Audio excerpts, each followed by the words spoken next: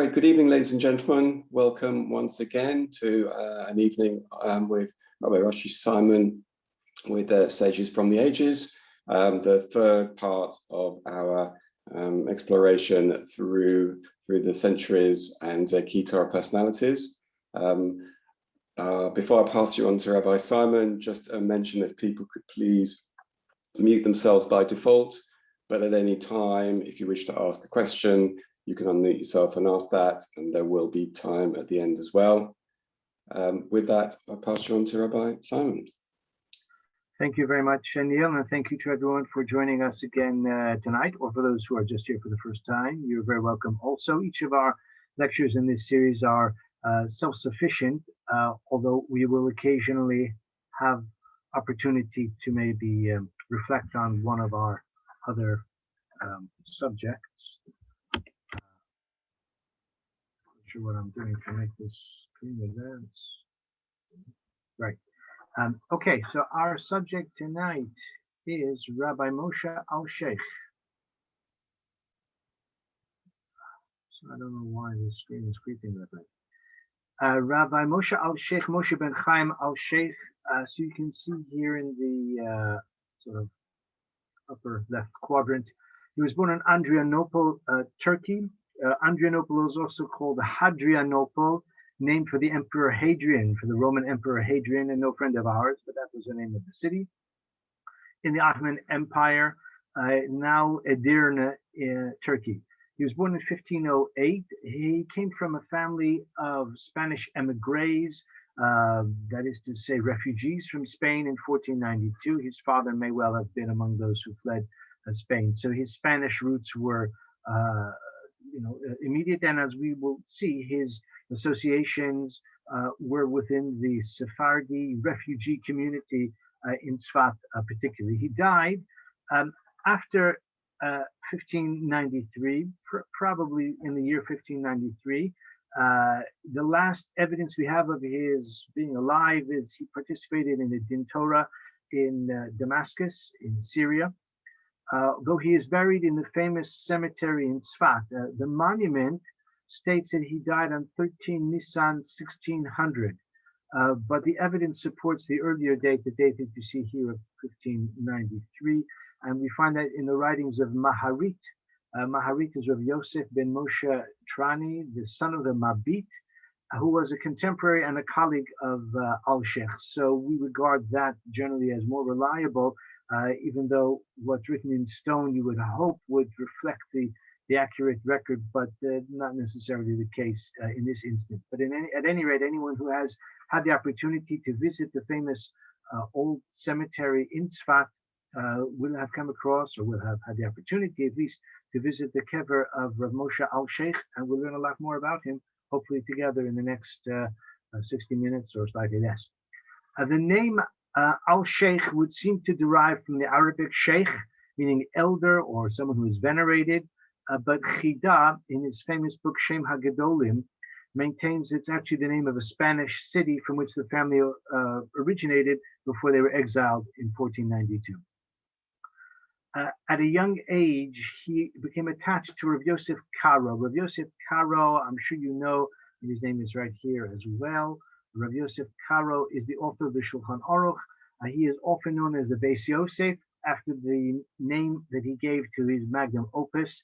And actually, even in our discussion tonight, I may refer to him as Beis Yosef because he's often known by that name. He's also known as Maran, our rabbi, our teacher.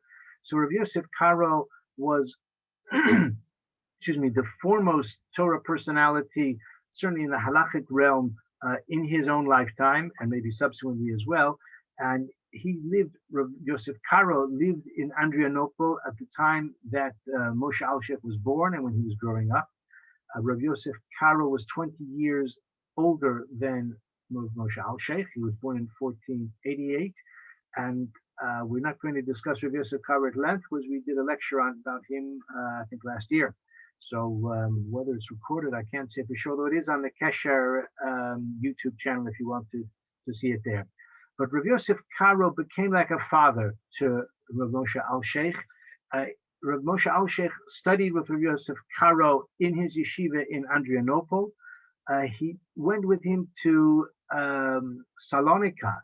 The Mechaber Maran with Yosef went from Adrianople to Salonika.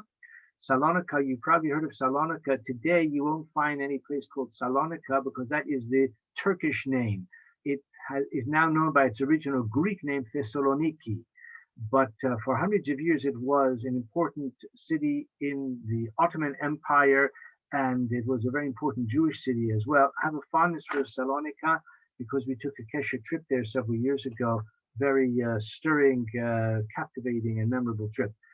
Just a little advertisement for Salonika. If you'd ever like to travel there, if you ever can travel anywhere, hopefully we'll be able to do that before long.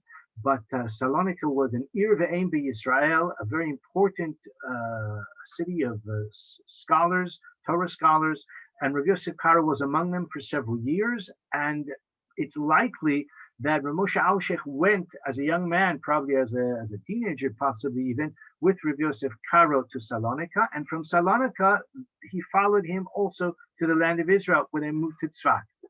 And as I said, Maran raised him like a son.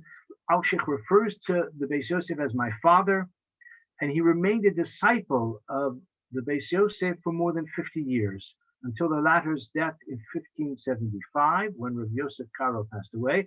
And in fact, Rav Moshe Alsheikh succeeded the Beis Yosef as the Av Beis Din of Tzfat in 1575 with the passing of the great sage. So they were very close, and Moshe Alsheikh, became like the prized disciple of the great Rav Yosef Karo.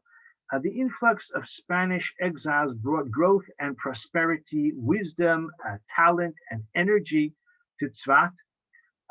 They sought out Tzfat. I need to mention it, it's very poignant just at the moment, but they sought out Tzfat in the north, in the Galil, because of its proximity to Meron. Of course, Meron is the burial place of Rav Shimon Bar Yochai. It's recalled now for the tragedy of this past Lag BaOmer, as we know. But Meron was and remains a small town, a village, but Rav Shimon Bar Yochai is buried there. And because of that, Tzfat, which was sort of the closest substantial settlement, became a magnet for sages, scholars, Kabbalists, especially, as we shall see. And that's why Tzfat became like a magnet really for great people, especially Spanish exiles, who often made their way not directly to Tzfat, but often through North Africa, or via the Ottoman Empire more commonly. So Tzfat was prosperous at that time, and the personalities who lived there are like a who's who of the greatest Torah sages of the era. It was run by what was called the Beis Havaad, which was essentially a kind of rabbinic board, probably some lay leadership as well, and they ran the town, and they exercised a great deal of influence throughout the land of Israel, and indeed throughout the Jewish world. The personalities at that time on the base in Tzfat were of Yaakov Beirav, Rav Yosef Karo, of course, and Mabit. Mabit is Rav Moshe ben Yosef Trani. That's Mabit, Moshe ben Yosef Trani, from the Italian town of Trani originally. And that was the leading based in the East, in the Ottoman Empire, and possibly throughout the world. They issued proclamations and rulings. Their rulings were sought for Jewish communities literally around the world.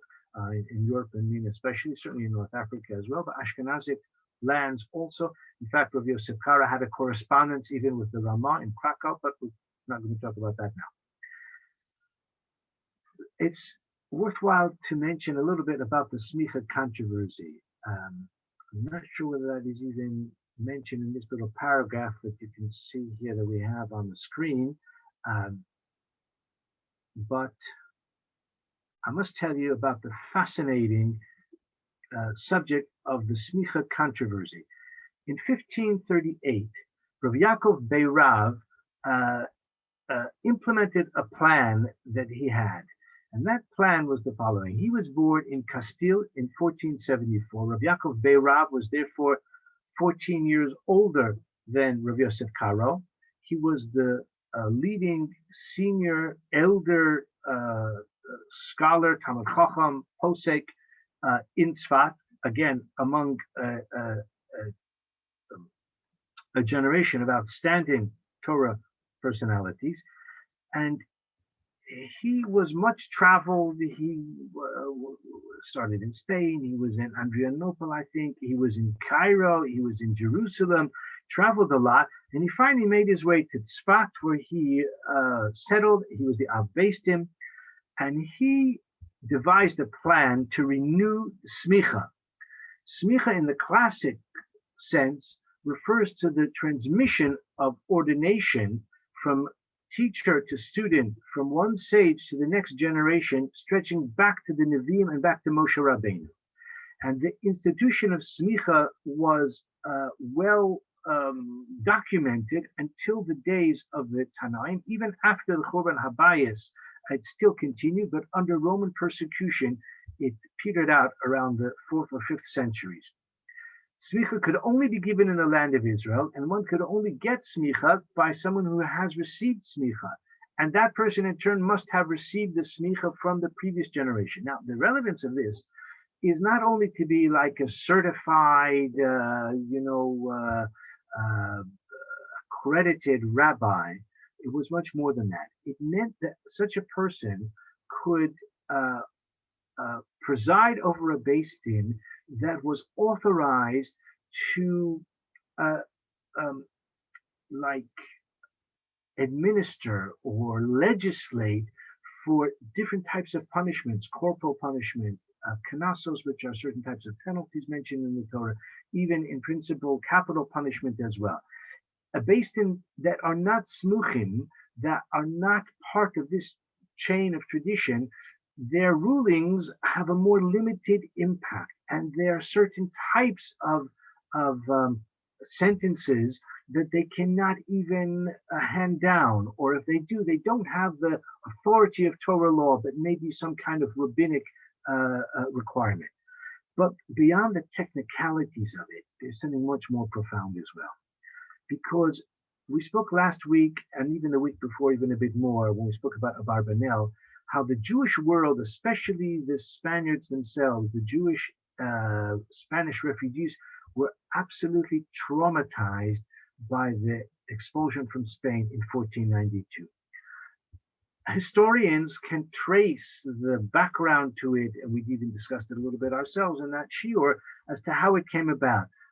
But at the time, it caught them completely by surprise. Jews had lived in Spain for many, many centuries, for 1,500 years, maybe as long as 2,000 years.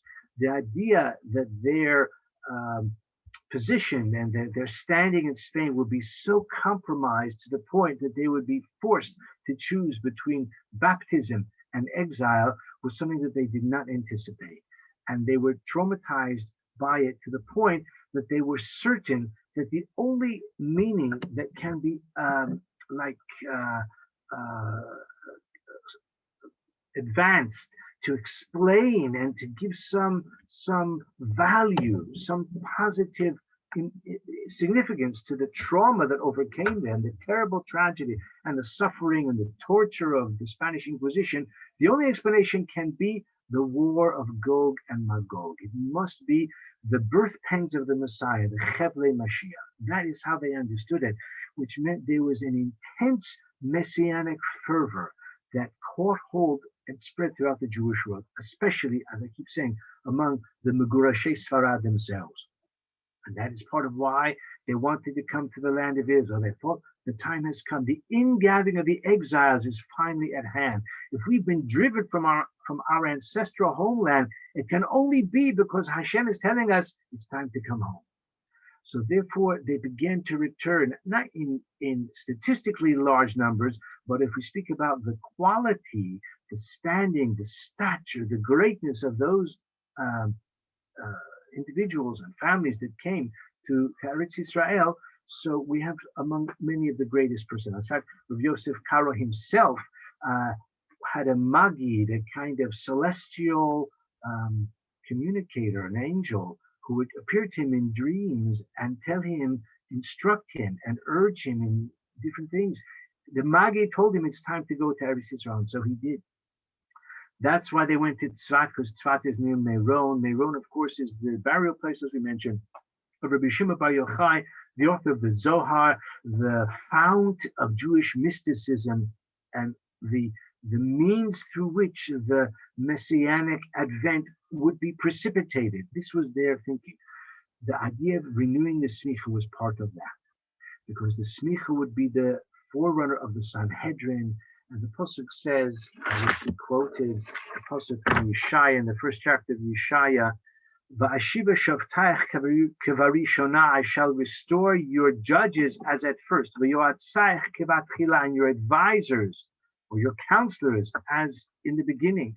Acharei ken yikarei lecha ir hatzedek, and after that you will be described as a city of righteousness, kirya ne'emana, a faithful settlement." That is to say, Yerushalayim will be restored to its glory after the restoration of the judges and the counselors.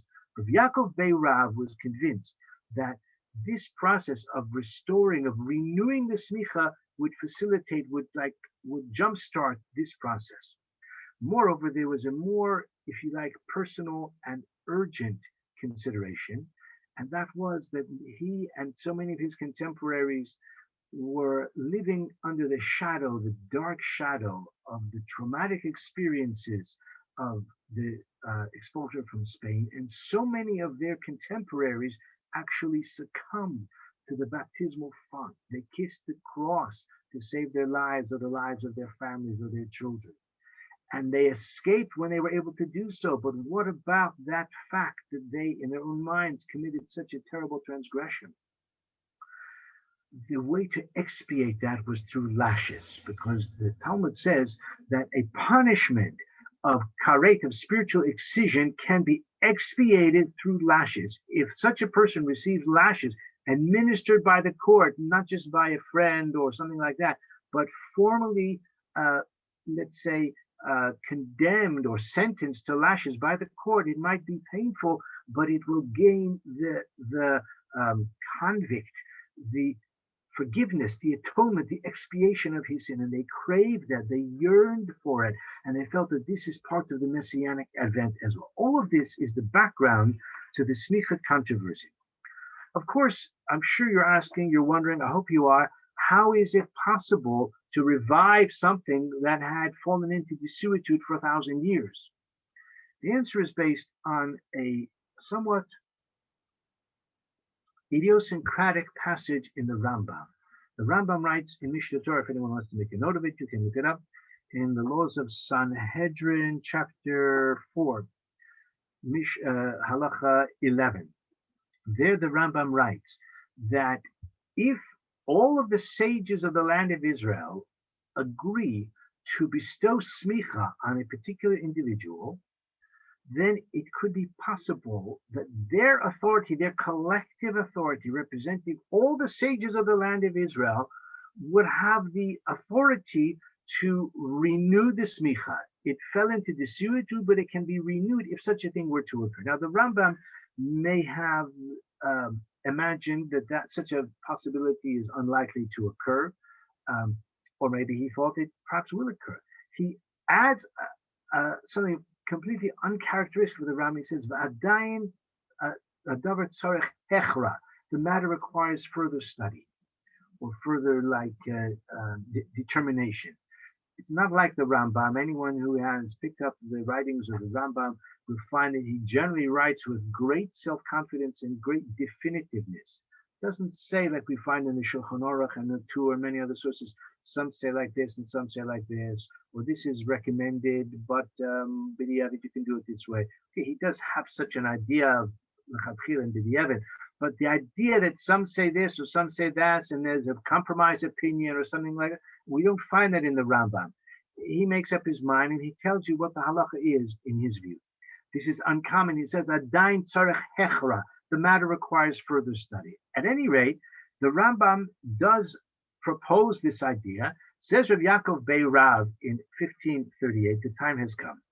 He gathered together 25 rabbis of Tzfat And at his kind of instruction, the 25 of them gave smicha to him.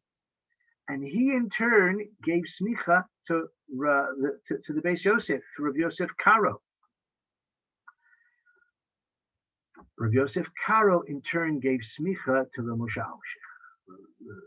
Rav Moshe Alsheikh was the prized Talmud of Rav Yosef Karo, and he gave him smicha. And on the kever, on the tombstone of Rav Moshe Alsheikh, you can see it in Tzfat when you visit, it says, Husmach al Yedei Maran. He received ordination through to the hands of Maran, that's the Beis Yosef, and he was one of those people representing, if you like, the third generation. That is to say, Yaakov Beirav gave smicha to Rav Yosef Karo, who was 14 years younger than him, but they were nearly contemporaries. Moshe Alsheikh would be the next generation. As we'll see, Rav Moshe Alsheikh gave smicha to someone else as well. Although it's not strictly part of the biographical sketch of Rav Moshe Alsheikh, but I must tell you more about the smicha controversy, because it does have implications for the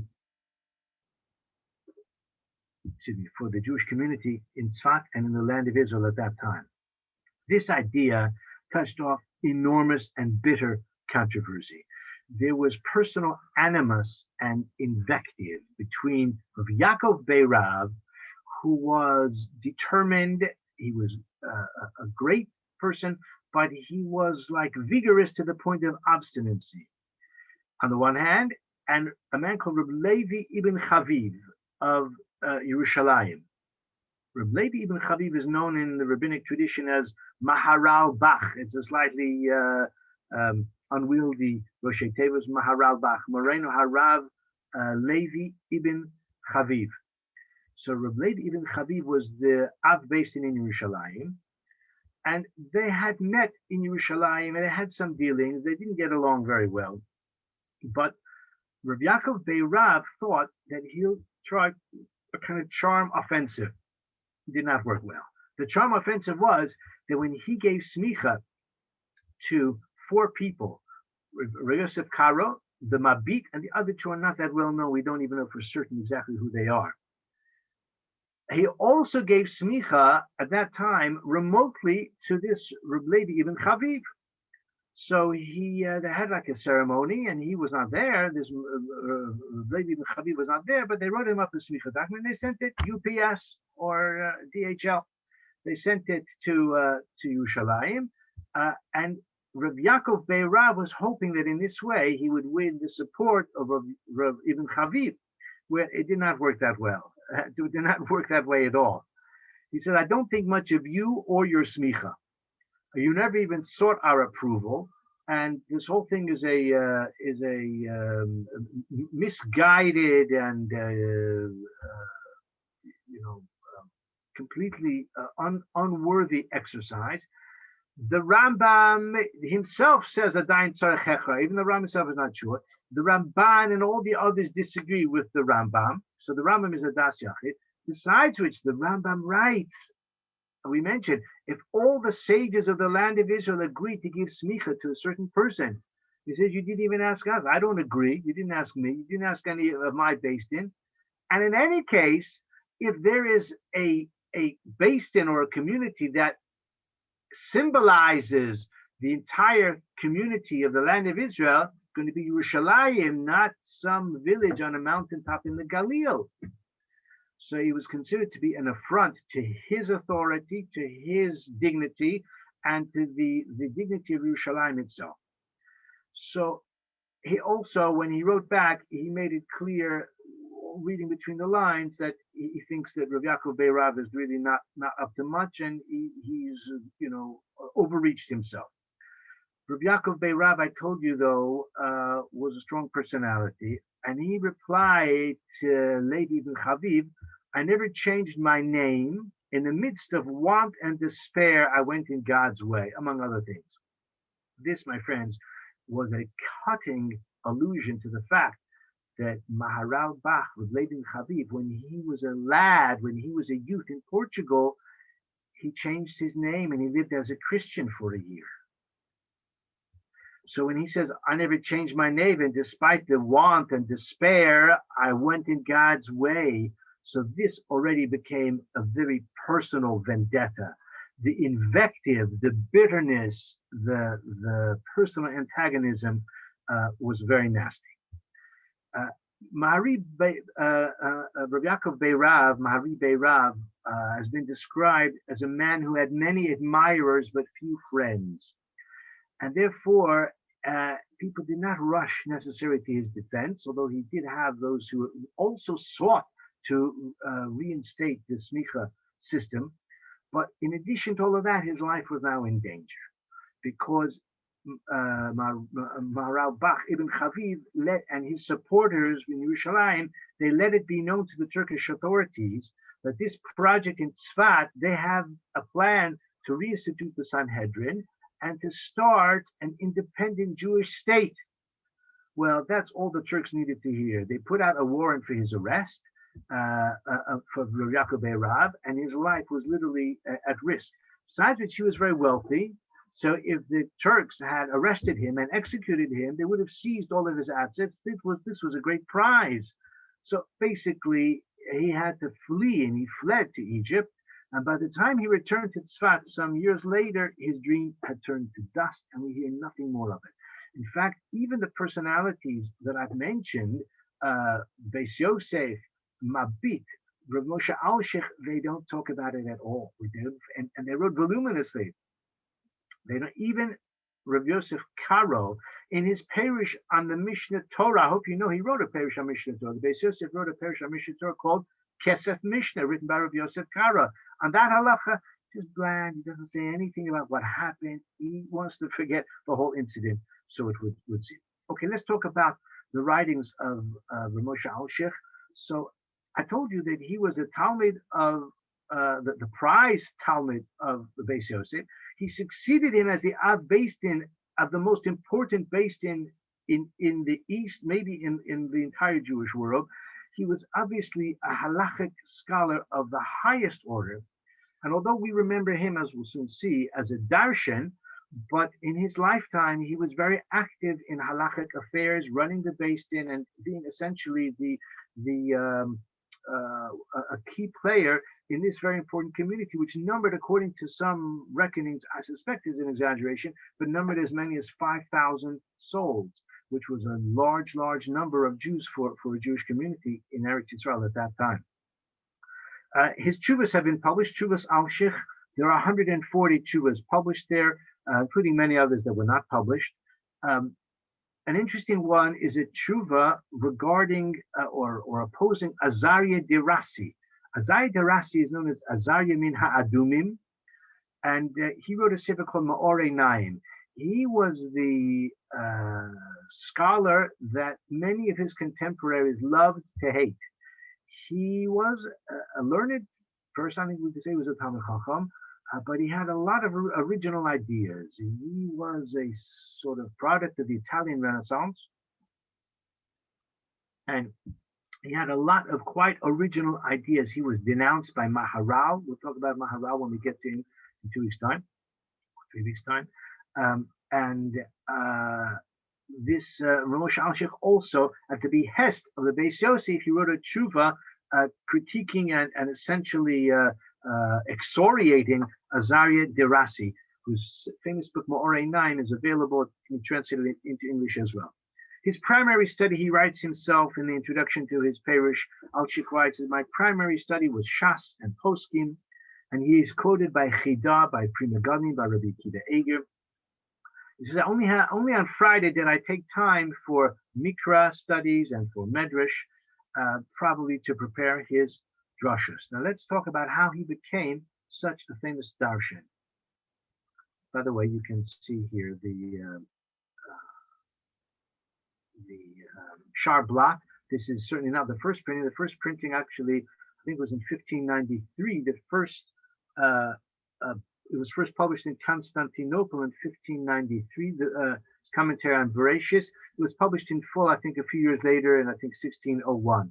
But in any case, this is a Shar blot you can see right in front of you if you're looking at the screen from Warsaw. It has been reprinted many times, and This is the famous Moshe Alsheikh, his parish, and we're going to talk more about the exact name which he gave it shortly. But let's talk about how he became a darshan. There's a lovely legend how he became a darshan. Again, I say once more, his stature was as a posek, as a halachist. But according to the legend, it was revealed to Rabbi Yosef Karo that the Alsheikh had merited to perceive one of the 70 facets of the Torah. I'm sure you're familiar with the famous tradition. There are 70 facets, Shivim Panim La Torah, 70 facets to the Torah. So the Beis Yosef learned through a divine revelation, or through his Magi probably, that that Alsheikh had merited to perceive one of the 70 facets of the Torah. In other words, one of the legitimate, authoritative 70 interpretations of every passage or every word has been revealed to the Alsheikh. And thereupon, he insisted the next Shabbos that the Alsheikh should give a drasha, which he was very reluctant to do because Beis Yosef used to be the darshan, he was the Av Beis Din, so he used to give the drasha. He said, no, you've got to do it. And so he did, and he drew large crowds, and he would speak at great length. And according to what he writes, he would record them after Shabbos, but these drashas probably went down easily for an hour or 2 or 3, because that was the style in those days. And he would pepper them with illustrations, with mishalim, with midrashim, and this sort of thing. So his parish on the Torah is a condensation or selection. He claims, he insists that he condensed it. He left out all the repetition, and he almost sort of regrets that his space only allowed him to record a fraction of his output. But actually, his written output is still very extensive. We'll talk about that shortly.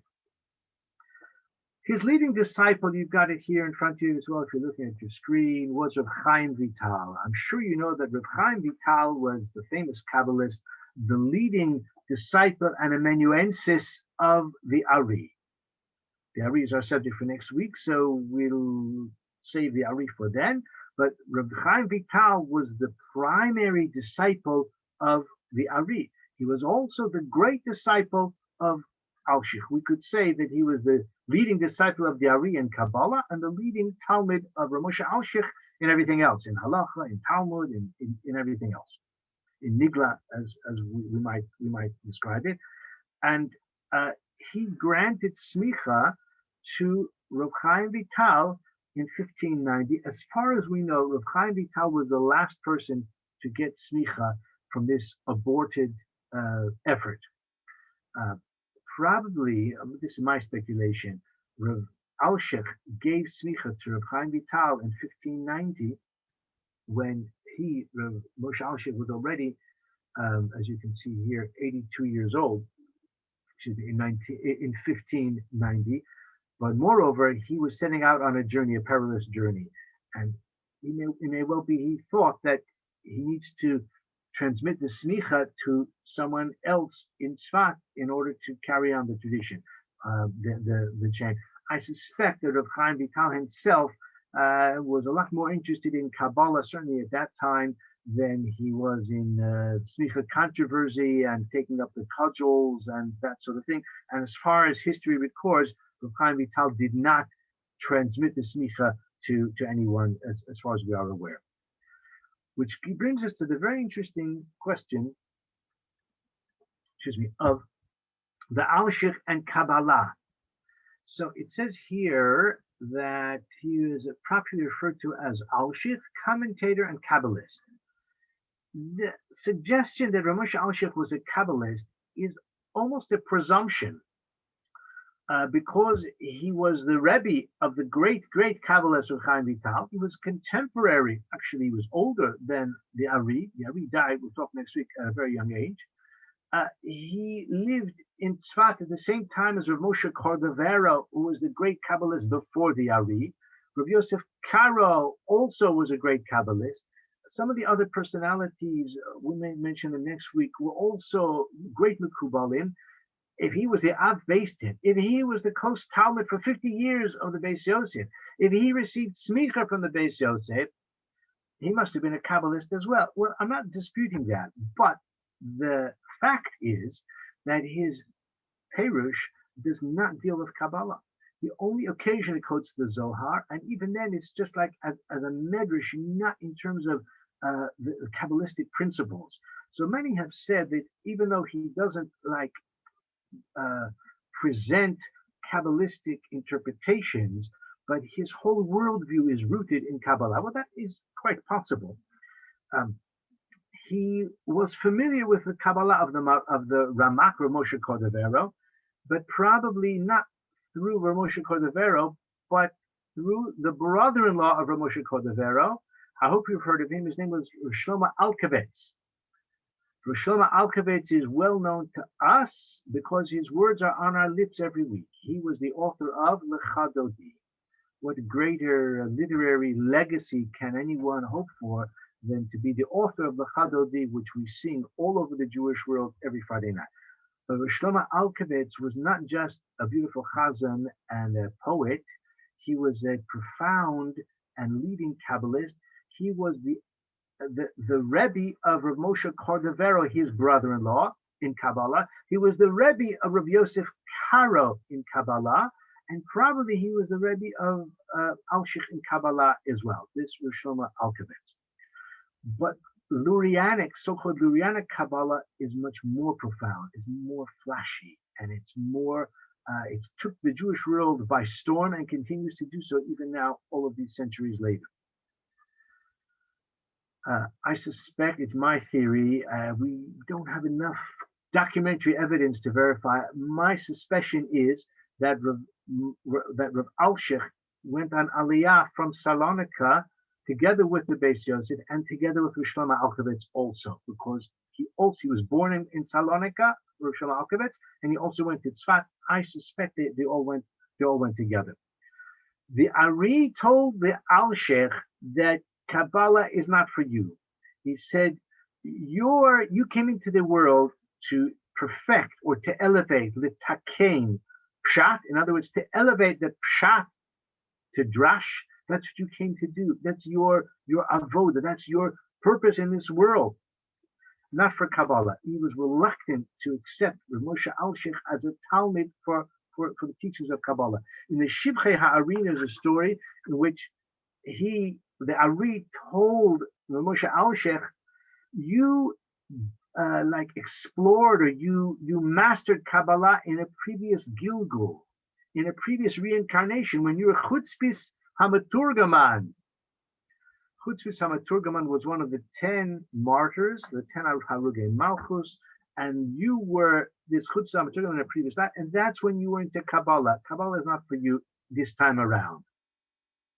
By the way, it is said that Rav Moshe Alsheikh, was also a Gilgul of Ravina, the redactor of the Talmud, among the very greatest and most important Amoraim.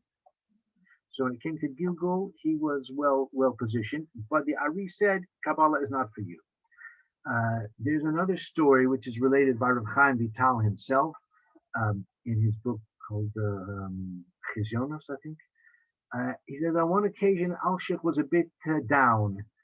His countenance showed that he was distressed. So a certain widow known as Rachel HaAshkenazis asked him why. So he said, because my student, Rav Chaim Vital, refuses to instruct me in the teachings of the Ari. After the latter's death, the Ari had already died. And he told her that my Talmud, he's my own Talmud, he refuses to instruct me. And she said, is the student greater than the master? You're upset that he won't teach you. He's your Talmud. So Rav Moshe Alsheikh replied, when I asked the Ari himself to initiate me into the secrets of the Kabbalah, he said to me, speak to Rav Chaim Vital, because he's my Talmud. I'm teaching everything to him. If you want to learn, you can learn it from him. So I said to the Ari, it's uncomfortable for me to seek instruction from my disciple. So the Ari said, you wish that you were worthy of being his disciple in Kabbalah. So you can see that the Rav Moshe Alsheikh was getting the put down from the Ari and the brush off every time. According to other sources, though, in the writings of Reb Chaim Vital himself, Alsheikh commanded him with the authority of the Torah to reveal to him his studies with the Ari. In other words, the Ari had not been like not coming to the public domain with his greatness. As we'll see next week, he was a young man, the Ari, who had only lived in Tzfat for about 2.5 years. He died at the age of 38, and he came as a businessman when he first arrived in Tzfat. So it took some time before even his greatness was recognized of the Ari. But Moshe Alsheikh realized that his Talmud of Chaim Vital is spending a lot of time with the Ari. So he said, "What's going on?" He didn't want to say. He said, "I command you with the instruction of the Torah. I'm your Rebbe. I'm demanding." So he revealed, and then Rav Moshe Alsheikh went to the Ari, and they say that the Ari he did was a Talmud Ari for a certain time, a short while, maybe not for long. And whenever he sat into the lecture, he went into a trance, and he could remember very little. So these are all legends, but these suggest the reality, or these help to shed light on the fact that in the writings of the Moshe Alsheikh, there's very little, almost nothing of Kabbalah that we would say this shows or reflects the influence of the writings or the teachings of the Ari, which is surprising, in many ways. So what are his writings about then? Musar, ethics, philosophy, exhortations to piety, spirituality, charity, inspiration, homilies. His style is reminiscent of that of Abarbanel, where he begins each section with a series of questions, 6, 8, 10, 12 questions, sometimes more. He's fairly prolix, he's quite wordy, although he claims, as I said earlier, to have shortened them considerably from the oral, original. Because they are so, he writes in such length, puts people off a bit. A number of kitzurim have been published, but it remains a rich trove of material for darshanim, for rabbanim, and for students. And he has a very accessible style. He writes in an easily accessible style. As I said, he doesn't do Kabbalah, he doesn't do difficult philosophy. So it's written in a style which can easily be grasped by the student. Now, I want to tell you an interesting thought about the name by which he is known. So, just looking here in this paragraph, it is even mentioned here. Yeah, in the middle of this paragraph, you have in the upper left quadrant, his important commentary on the Torah Moshe gained great popularity, and it became known as Alsheikh HaKadosh. So he is known as Alsheikh HaKadosh, the Holy Alsheikh, and his commentary on the Torah is called Alsheikh. If you take a look at what you see hopefully right in front of you, Sefer Toras Moshe Bereshis, Moshe Alsheikh. What is the name of his parish though? The name is Toras Moshe. So it's very interesting that I once heard from Rabbi Nachman Buhlman, for those who ever came across him, a very interesting observation. I don't know whether it was his own or he read it elsewhere. There are 3 great personalities, outstanding Torah personalities, who wrote very important Torah works, and the Jewish world has been very reluctant to call those books by the names given by their authors. The Rambam wrote a book called Mishneh Torah, but until maybe 100 years ago, it was rarely known as Mishneh Torah. It was called by the nickname that the Rambam himself gave it, which was Yad HaChazakah. But the actual name the Rambam gave it, which is Mishneh Torah, we've been reluctant to use, because the Rambam himself writes in the introduction why he gave it that name, Mishneh Torah, a second Torah. He said, because now you can read the Torah, the 5 books of the Torah of Moshe Rabbeinu, and you can read my book, the Mishneh Torah, like the companion to the Torah. You don't need anything in between. In other words, he was trying to supersede the Talmud. And because he called it Mishneh Torah, we have been reluctant to call it by that name. With all of the greatness of the Rambam and all of the greatness of the book Mishneh Torah, that name is just going a little bit too far. It's just a little bit too self-assured. The other one is this Moshe Alsheikh. He was very great. He's known as Alsheikh HaKodesh, but he called his book Torah's Moshe. There is only one real Torah's Moshe. So the fact that his name was Moshe Alsheikh, but still to call his parish Torah's Moshe, going a bit too far. So maybe that's why he's known as Alsheikh HaKadosh, and even his commentary is known as Alsheikh HaKadosh. The third one is a Chassam Sofer. Chassam Sofer, the great Rabbi Moshe Sofer, or Moshe Schreiber, Chassam Sofer, we call him and we call his books by the name Chassam Sofer. Chassam is not the real name he gave it. He gave the name Chidushe Torah's Moshe. Chatam, Chidushe Torah's Moshe. But we don't normally call it by that name, Chidushe Torah's Moshe. It's again going a bit too far. We call it Chassam Sofer, Chatam Sofer. This was Rabbi Bowman's comment that I heard from him many years ago. But in any rate, there are only a very small number of great personalities who are known as HaKadosh, or HaChaim HaKadosh, with Chaim Ibn Attar, Perish on the Torah, the Ari HaKadosh. We have Rabbeinu HaKadosh. Rabbeinu HaKadosh is Rabbi Yehuda HaNasi. I saw a suggestion which I think is quite attractive, actually, that Reb Chaim Vital writes that he had a vision in which he beheld the greatest of the Tanaim. He saw what they looked like. Rabbi Yehuda HaNasi, Rabbeinu HaKadosh, looked like the Alsheikh. That's what he writes. So maybe that's why Alsheikh became known as Alsheikh HaKadosh, because he looked similar to, and his greatness maybe was an echo of the great Rabbeinu HaKadosh. In any case, he is known as Alsheikh HaKadosh. By the end of his life, or I should say at the end of his life, in the 1580s, the Tzfat, the good times had come to an end. I said Tzfat was prosperous, it was growing. Maybe too many Kola Jungelite and not enough wage earners. I'm sure combination of factors, but Tzfat was in desperation by the late 1580s. Poverty, starvation, contagion, onerous taxation, exploitation, and mismanagement by the Turks. Because unlike Jerusalem or Hebron, Tzfat means nothing to the Muslims, so they had no interest in investing in it or helping it in any way. So Tzfat had fallen on hard times.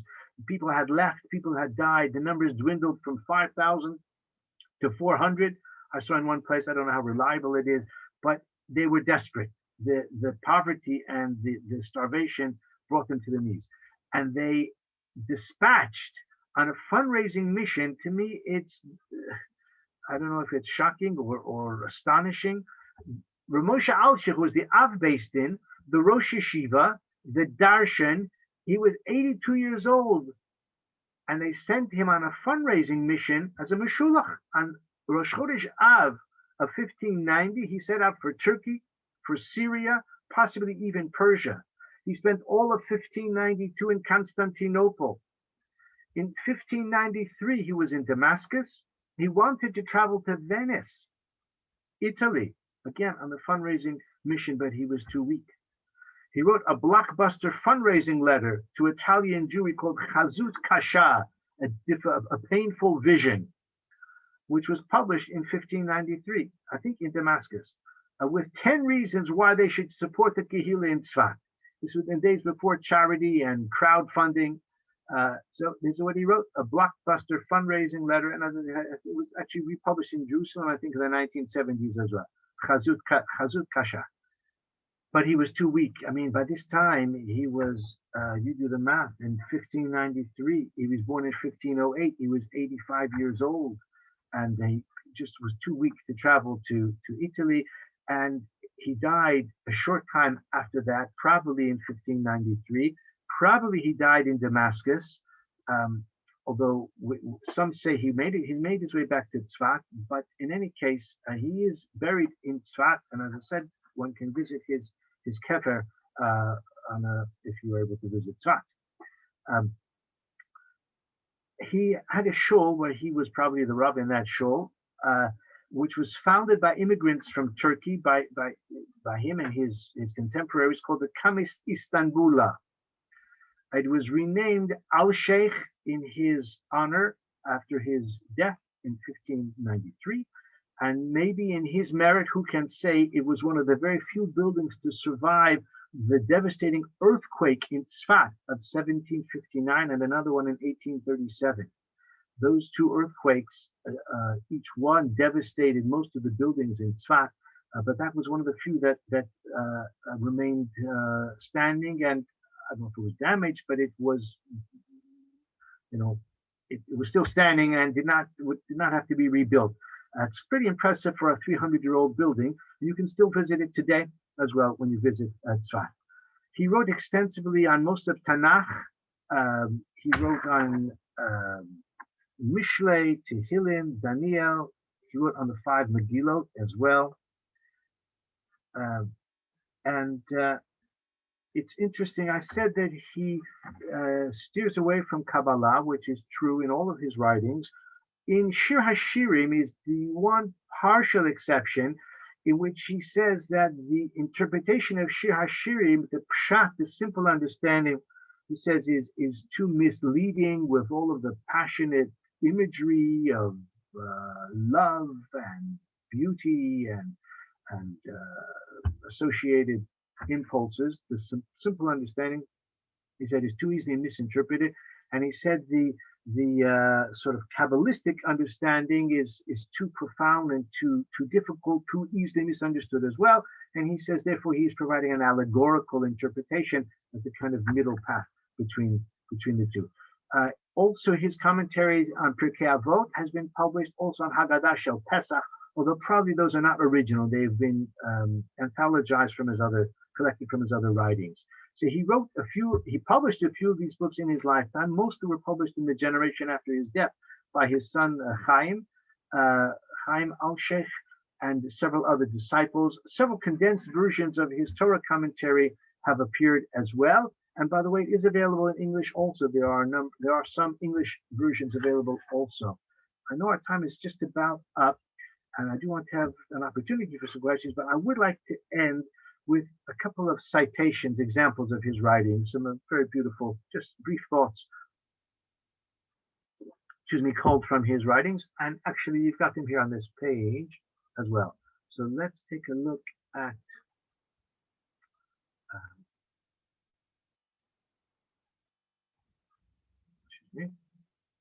this one in the, sorry about those lines, not quite sure why we got that. Okay, if the journey is too great for you so that you are not able to carry it, this is talking about Maaser Sheni, a certain portion of the crop, a tenth of the crop in certain years has to be brought to Yerushalayim. But if the journey is too great for you so that you are not able to carry it because the place is too far from you, which the Lord your God has chosen as a site when the Lord your God has blessed you.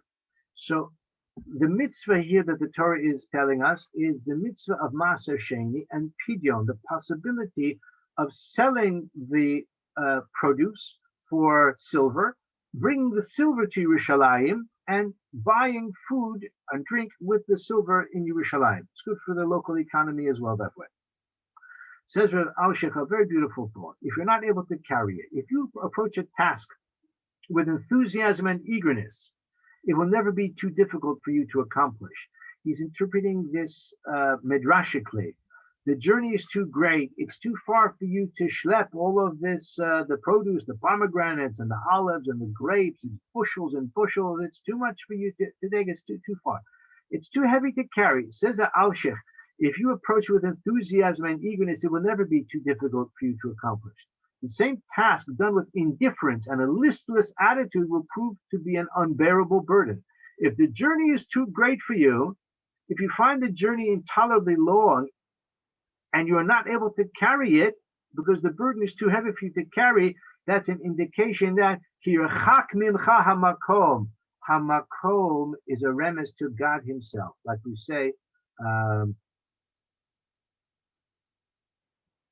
trying to think of a more favorable example, but of course we use it in a greeting to the bereaved. Hamakom Yinachem. We use Hamakom in other more positive ways as well. Anyway, Hamakom is one of the covenants for Hashem Himself.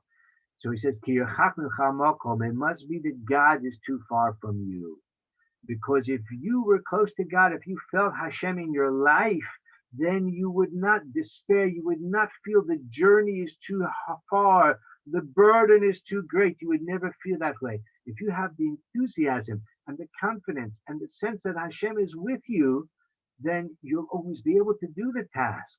The feeling, on the contrary, that the burden is too heavy, the journey is too long, it's because Hashem is far from you. You don't have the enthusiasm that you should have, and it must only be that Hashem is far from you. I'll just look at one other example together, and that is here. These are the generations of Noach. Noach was perfectly righteous man in his generation. Okay, very well. No, Noach ish tzaddik. Noach ish tzaddik. Tamim haya b'dorosav es ha'elohim hisalech Noach. Now, of course, much is said about the fact that Noach was righteous in his generations, very well known. But Alsheikh has a different take on it, which I find very beautiful. He says Noach walked with God, es Elohim hisalech Noach.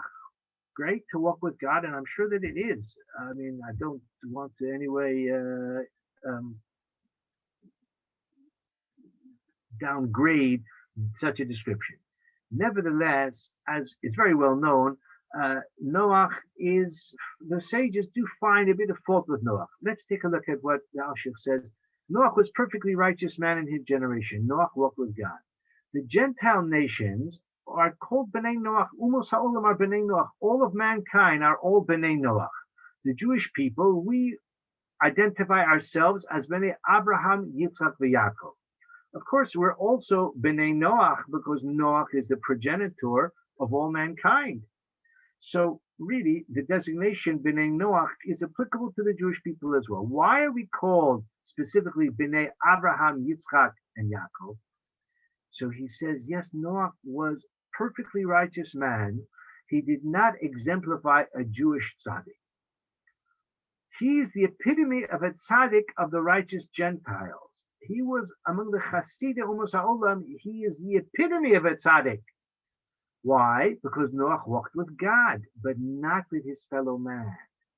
In other words, his righteousness took the form of distancing himself from man in order to walk with God. Now, what he is alluding to here is the Christian, although he lived among Muslims in Tzfat, but remember, he came from a family of Spanish emigres who lived for generations with the Catholics, the Dominicans and the Franciscans, and Catholicism, especially the form of that was practiced in Spain at that time, which was a very severe, austere, rigorous, sometimes obsessive form of religion, that the priests, the monks, they separated themselves from man. They, so to speak, in their own thinking, walked with God, but not with man.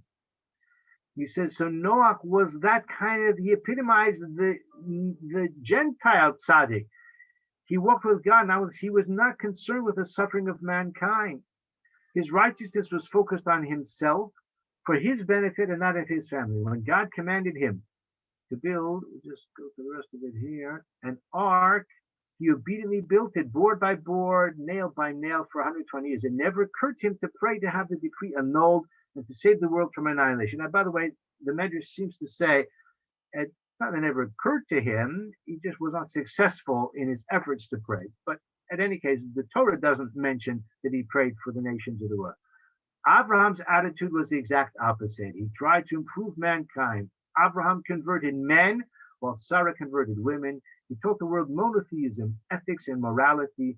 And when God announced his intention of wiping out Sodom, Abraham fervently prayed to save these wicked people. So the Alsheikh says that we are called Bnei Avraham, Yitzchak, and Yaakov because our vision of righteousness is not so much to walk with God as to walk with man.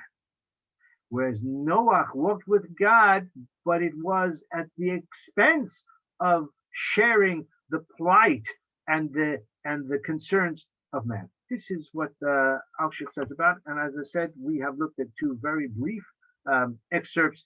He doesn't write in brief, he writes at length, and I hope that you have enjoyed our introduction to Rav Moshe Alsheikh, and I would just say that if you're interested in more, then by all means, crack open a safer copy, and you can find it in English as well. It is available, and if not the Hebrew, by all means. And thank you very much for listening. I'm sorry to have too much time for questions. I don't mind taking some questions if there are any.